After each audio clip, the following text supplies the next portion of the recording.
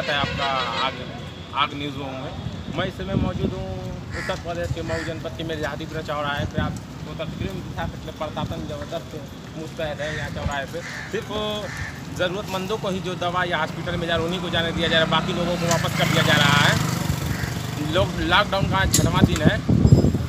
इस वक्त समय 12 बज रहा है करीब। देखिए मैं गाड़ी चौराहे प्रशासन बहुत ज़बरदस्त मुस्तैद है, किसी को भी आने जाने नहीं दिया जा रहा है। जो फालतू घूम रहे हैं उनको डांट के वापस कर दिया जा रहा है।